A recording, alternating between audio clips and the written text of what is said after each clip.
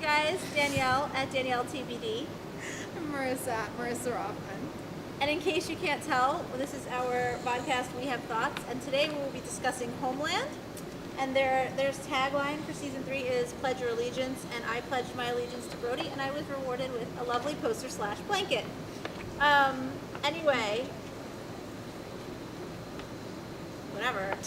Anyway, You wrapped yourself up. that's the third season. Can we talk about the third season so far? Because I feel like we should do a little season premiere, and then we can check back in with it as the season goes on, the way that we have with some of the summer shows from Showtime. You're acting like this is shocking to me. Yes, we can do this. Well, you weren't focused, and I was making you focus. I was focused. I'm just laughing at you. There's a difference. I can do both. So what did you think of the season premiere, Marisa? You know, I feel like I'm now on a red carpet, and I've got to give it approved sound bites that will not step. That would be. You should, because otherwise we're going to talk for 18 minutes. True story. No more than that. You know, it's fascinating because my love of Homeland has not been hidden. I think it's documented. I think I've been mocked, and it's okay. But no, it's very different, and it's not a bad thing. But it's a very different show, and it's, you know, as we were talking about with another Showtime show with Ray Donovan and not knowing where that's going to go. I have no idea where Homeland season 3 is going to go, even after watching the first 2 episodes. I'm completely okay with that, because it's not like it's been bad television where I'm like, oh my god, this is aimless and hateful and whatever. I honestly have no clue where it's going to go, and it's exciting and scary and awesome, and I will admit it's very weird to not have Brody on our screens. Yeah, I was going to say, I mean, you know, he's my favorite. I love him. Really? You hide it so well. I know. And I will say that I was convinced that there was no way. I figured, what? Are you going to share your screener theory? Yes. So we got the first 2 episodes from Showtime, and the premiere. Fine, Brody's not in it. It's online now. You guys have seen.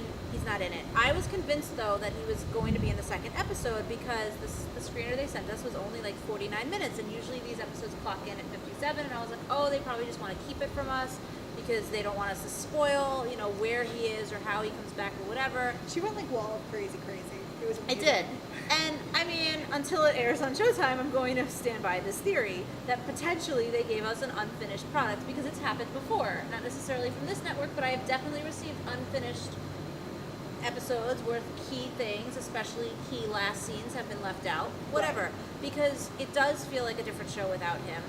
And I didn't agree with a lot of the criticisms of season 2. Right. I also watched the show a little bit differently, I think, than a lot of reporters or critics or whoever. This is one of those shows where I'm happy to just kind of go along with the ride and not hypothesize too much and not try to read into too much. Every single freaking thing. And just kind of see where they want to go.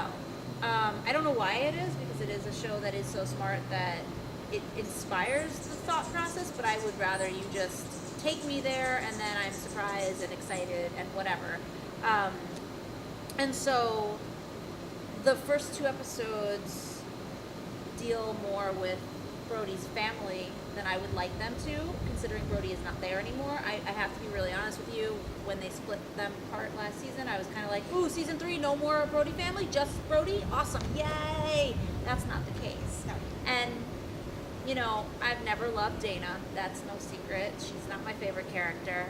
But I do like her storyline this year a lot more than I did last year, because I do think that at least so far we're only, we've only seen 2, and partially because what she's going through now is much more serious. Last year, when she, the hit and run and the rich kid boyfriend and everything, it felt more like regular teenage rebellion than I'm rebelling against what I think my father might be. Because she, in season 1 we saw she had inklings about Brody, and now she thinks she knows something because of how he's being painted in the media, because they're calling him the bomber, the Langley bomber.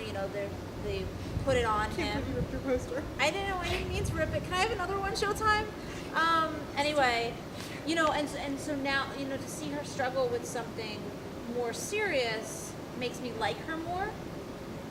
But it's also very clear that a lot of those struggles happened off camera in the break between seasons, and what she's going into now after having gone through some of those things, may go back to that normal teenage bullshit, angsty mistakes. And that's what I worry about, seeing so much of that family. That's going to take away, to me, the interesting things about the show. I mean, and I'm very curious about that in the sense that